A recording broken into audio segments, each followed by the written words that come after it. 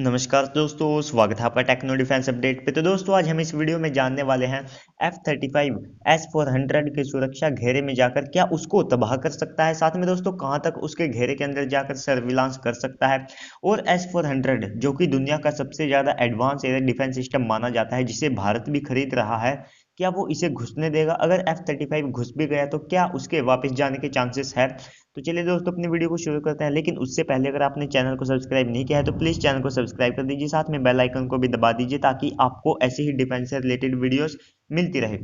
तो दोस्तों F-35 को दुनिया का सबसे ज़्यादा एडवांस फाइटर जेट माना जाता है, जिसका RCS यानी कि रडार क्रॉस सेक्शन केवल 0.005 मीटर स्क्वायर है, जो कि F-22 रैप्टर के बाद सबसे ज़्यादा स्टेल्थी फाइटर जेट है। और दोस्तों लॉकहीड मार्टिन ने इसे बनाया है। ये कितना ज़्यादा एडवांस फाइटर जेट है आप इसका अंदाज़ा यहीं से लगा सकते हैं। लॉकहीड मार्टिन के पास आज की तारीख में 450 से ज़्यादा इसके ऑर्डर पड़े हैं, और इसकी जो असेंबली लाइन है और जो इसका प्रोडक्शन रेट है वे उसे 180 फाइटर जेट पर ईयर एक तरह से बढ़ाना चाहते हैं। तो आप यहीं से अंदाजा लगा सकते हैं कितना ज़्यादा एडवांस फाइटर जेट ये है।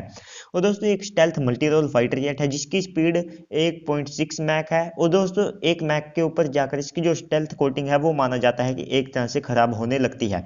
और इसकी जो रेंज है, कॉम्बैक्ट रेंज, वो 1200 किलोमीटर है, हालांकि ये 2800 किलोमीटर तक जा सकता है। और ये ज़मीन से 50,000 फीट की हाइट को गेन कर सकता है, यानी कि इसकी जो सर्विस सीलिंग है वो 50,000 फीट है। और दोस्तों बात की जाए इसकी हार्ड पॉइंट की, तो इसमें 4 इंटरनल हार्ड पॉइंट है और 6 एक्सटर्नल हार्ड पॉइंट है, क्योंकि दोस्तों एक स्टेल्थी फाइटर जेट है तो इंटरनल वेपन बे में ये अपने वेपन कैरी करता है, जिसमें ये 4 एमरैम मिसाइल को कैरी कर सकता है, जो कि 6 माफ कीजिएगा 2600 किलोग्राम की मिसाइलें हैं। और एक्सटर्नल बे में ये 6800 किलोग्राम की जो मिसाइल्स है उनको ले जा सकता है, और टोटल 8 मिसाइल्स को ये अपने साथ कैरी कर सकता है एक्सटर्नल बे पे। और विंग टिप पे भी अपनी मिसाइल को कैरी कर सकता है। टोटल ये 8000 किलोग्राम का जो वेपन पेलोड है उसे कैरी कर सकता है। तो देखिए दोस्तों सिंगल इंजन फाइटर जेट है, लेकिन 190 किलो न्यूटन का इंजन होने के कारण ये किसी भी ट्विन इंजन फाइटर जेट से कम नहीं है। और वहीं पर अब हम बात करते हैं S-400 की। तो ये दुनिया का सबसे ज़्यादा एडवांस एयर डिफेंस सिस्टम है। ये एंटी मिसाइल डिफेंस सिस्टम है, और ये एयरक्राफ्ट को भी बड़ी आसानी से मार गिरा सकता है। इसकी रेंज 600 किलोमीटर है, यानी कि 600 किलोमीटर तक ये बड़ी आसानी से किसी भी टारगेट को ट्रैक करने की क्षमता रखता है। लेकिन दोस्तों उसके RCS के ऊपर भी डिपेंड करता है, और इसकी जो मिसाइल है उनकी रेंज 400 किलोमीटर है। तो देखिए दोस्तों इसमें 40N6E जिसकी स्पीड 14 मैक है वो 400 किलोमीटर तक मार कर सकती है, और साथ में 40N6 जिसकी स्पीड 14 मैक है वो 250 किलोमीटर वाली मिसाइल है। ये बहुत ज़्यादा इसमें लीथल मिसाइल मानी जाती है। और 120 किलोमीटर की रेंज के लिए इसमें 9M96E2 मिसाइल का इस्तेमाल किया गया है, जिसकी स्पीड 8.2 मैक है। और 40 किलोमीटर की रेंज के लिए इसमें 9M96E मिसाइल का इस्तेमाल किया गया है, जिसकी स्पीड 8 मैक है। तो दोस्तों अलग अलग रेंज के लिए अलग अलग मिसाइल का इसमें इस्तेमाल किया है। और दोस्तों जो S-400 है माना जाता है इसकी जो सर्विस लाइफ है वो 20 ईयर है, यानी कि दोस्तों F-35 जो कि 8000 घंटे ही एक तरह से सर्विस में रह सकता है, जबकि S-400 को 20 साल से भी ज़्यादा एक तरह से यूज किया जा सकता है। दोस्तों जहां पर ज़्यादातर एयर डिफेंस सिस्टम केवल 3 रडार से लैस होते हैं, वहीं पर ये 5 सेट रडार से लैस है। और दोस्तों अब बात कर लेते हैं दोनों की एक तरह से फाइट के बारे में। क्या F-35 इसके अंदर घुस सकता है? अगर घुस सकता है तो कहां तक, और क्या S-400 उसे मार गिरा सकता है? जिस तरह से अमेरिका की स्ट्रॉन्ग लॉबी है वो S-400 को बहुत ज़्यादा डाउनग्रेडेड वेपन एक तरह से बताते हैं। तो दोस्तों अगर F-35 S-400 के सुरक्षा घेरे में चला जाता है बीस्ट मोड में, यानी कि जब इसके जो वेपन है वे इसके इंटरनल वेपन बे में हो, जिसमें ये अपने बचाव में केवल इंटरनल वेपन वे में ये केवल 4 मिसाइलों को ही ले जा सकता है, तभी इसका जो RCS है वो 0.005 मीटर स्क्वायर रहेगा। और दोस्तों ये बड़ी आसानी से बीस्ट मोड में जो S-400 है उसके 250 किलोमीटर अंदर तक चला जाएगा, और इतनी अंदर जाकर ये किसी भी तरह के मिलिट्री एक्शन को एक तरह से ले सकता है। हालांकि दोस्तों ये S-400 को इतनी दूर से तबाह नहीं कर सकते, क्योंकि दोस्तों बीस्ट मोड में केवल 4 मिसाइलों को कैरी कर सकता है, और वे 4 मिसाइलों की रेंज इतनी नहीं है कि वे S-400 को जाकर एक तरह से तबाह कर सके। और दोस्तों इसी के साथ इसमें अहम रोल निभाएंगे S-400 के रडार। ये सिस्टम 5 रडार के सेट से एक तरह से लैस है, जो कि दुनिया का सबसे ज्यादा एडवांस एयर डिफेंस सिस्टम माना जाता है। तो दोस्तों सबसे पहले हम रडार की बात करते हैं, इसके जो 4N6E है। तो देखिए दोस्तों ये 390 किलोमीटर के अंदर 3 मीटर स्क्वायर की टारगेट को ट्रैक कर कर सकता है, और 290 किलोमीटर की रेंज में ये 0.3 किलोमीटर के टारगेट को, और साथ में 123 किलोमीटर की रेंज के अंदर ये 0.03 मीटर के टारगेट को ट्रैक कर सकता है, और 70 किलोमीटर की रेंज के अंदर ये 0.03 मीटर स्क्वायर के, और 50 किलोमीटर की रेंज के अंदर ये 0.003 मीटर स्क्वायर के टारगेट को ट्रैक कर सकता है। और दोस्तों F-35 इसके 250 किलोमीटर की रेंज के अंदर तो जा सकता है इस रडार के हिसाब से अगर देखा जाए, और सर्विलांस वो बड़ी आसान से कर सकता है। लेकिन दोस्तों 150 किलोमीटर के अंदर अगर वो घुसने की कोशिश करेगा तो उसके लिए खतरा बढ़ सकता है, क्योंकि दोस्तों अंदर जाना इतना ज़्यादा आसान नहीं है 150 किलोमीटर की रेंज में, क्योंकि दोस्तों 150 किलोमीटर की रेंज के अंदर और भी दूसरे रडार लगाए जाते हैं जो कि छोटे छोटे होते हैं, तो वे भी बड़ी आसान से F-35 को नीचे से ट्रैक कर सकते हैं, क्योंकि दोस्तों RCS F-35 का नीचे से थोड़ा सा ज़्यादा रह सकता है, आप स्क्रीन पर भी देख सकते हैं। और दोस्तों ऐसे में इसके लिए खतरा बढ़ेगा। और अगर दुश्मन ने F-35 के ऊपर अपने नॉर्मल से फाइटर जेट भी उड़ा दिए, तो सबसे पहले तो आप सबको पता है कि F-35 डॉग फाइट के लिए इतना ज़्यादा अच्छा फाइटर जेट नहीं है, और इसके पास इंटरनल वेपन वे में केवल 4 मिसाइलें मौजूद रहेगी। अगर इसने वे भी फायर कर दी तो ये एक तरह से उस समय निहत्था फाइटर जेट हो जाएगा। लेकिन दोस्तों F-35 अगर विदाउट बीस्ट मोड के घुसने की कोशिश करेगा तो S-400 उसके RCS की वजह से उसे बहुत दूर से ट्रैक कर सकती है, और क्योंकि 4N6E जो रडार है उसका रडार क्रॉस सेक्शन कम से कम 150 किलोमीटर की रेंज में 0.03 मीटर स्क्वायर है, तो शायद से वहां पर ट्रैक हो सकता है। तो देखिए दोस्तों अगर देखा जाए सर्विलांस में, तो यहाँ पर एक तरह से F-35 के पास थोड़ा सा ज्यादा एडवांटेज है, क्योंकि दोस्तों 250 किलोमीटर किसी एयर डिफेंस सिस्टम के अंदर घुसना ये एक अपने आप में छोटी बात नहीं होती है, तो यहाँ पर थोड़ा सा एज F-35 के पास रहता है अगर केवल सर्विलांस के लिए F-35 घुसता है।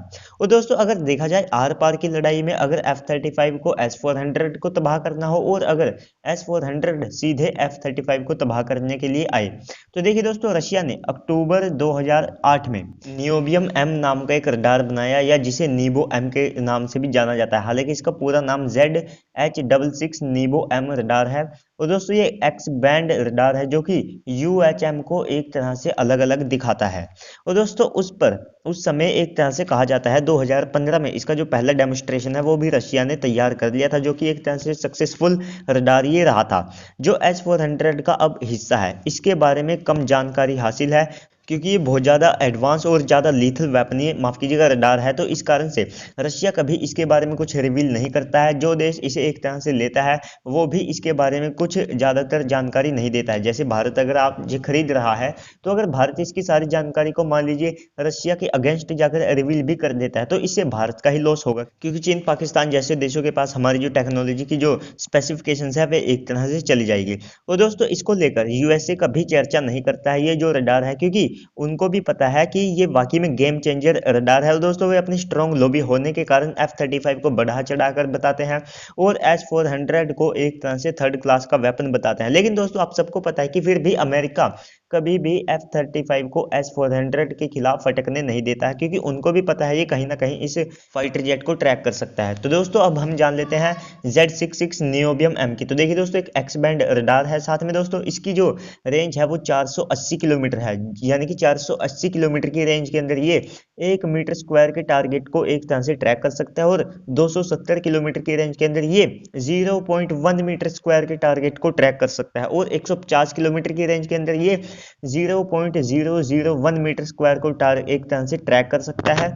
और दोस्तों 85 किलोमीटर के अंदर ये 0.0001 मीटर स्क्वायर के टारगेट को ट्रैक कर सकता है। हालांकि दोस्तों ये जो स्पेसिफिकेशंस है ये खुद रशिया ने एक तरह से रिवील कर रखी है, इसके बारे में और कुछ ज़्यादा जानकारी उन्होंने नहीं बताई है, किस तरह का रडार है, कितनी इसकी रेजोल्यूशन है, कितनी फ्रिक्वेंसी है, इसके बारे में उन्होंने कुछ ज़्यादा रिवील नहीं किया गया है। तो दोस्तों ऐसे में ये इस तरह की रेंज में ऐसे फाइटर जेट को ट्रैक कर सकता है जिनका जो रडार क्रॉस सेक्शन F-35 से भी कम हो, और 85 किलोमीटर की रेंज के अंदर ये F-35 के साथ ऐसा बिहेव करेगा जैसे कोई नॉर्मल फाइटर जेट हो, और ये इतनी रेंज में बड़ी आसान से 48 टारगेट को भी एक साथ ट्रैक कर सकता है। लेकिन दोस्तों किसके पास क्या ऑप्शन है एक दूसरे को एक तरह से मार गिराने के लिए? तो देखिए F-35 में AGM-88 हार मिसाइल है जो एंटी रेडिएशन मिसाइल है, और इसकी रेंज 150 किलोमीटर है, और इसकी स्पीड 1.8 मैक है। तो देखिए दोस्तों ये जो मिसाइल है सबसे पहले तो इसे इंटरनल वेपन बे में कैरी करना थोड़ा सा मुश्किल है, अगर कर भी लेता है तो 150 किलोमीटर की रेंज के अंदर F-35 को आना पड़ेगा, जहां पर छोटे छोटे रडार भी लगे होते हैं और साथ में S-400 खुद भी अपने आप में बहुत ज़्यादा एडवांस है। और ये जो मिसाइल है इसकी स्पीड केवल 1.8 मैक है और इसको लॉन्च करने के लिए F-35 को 150 किलोमीटर एक तरह से जो S-400 है उसके पास आना पड़ेगा। और जैसे ही इंटरनल वेपन वे वो खोलेगा तो उसका RCS एक तरह से बढ़ेगा और उसको ट्रैक करने के लिए नीचे से जो छोटे छोटे रडार्स की लेयर है वो भी एक तरह से लगी होगी। तो इस मिसाइल को भी एक तरह से F-35, और ये कुछ खास मिसाइल नहीं है जो AGM-88 हार्म मिसाइल है।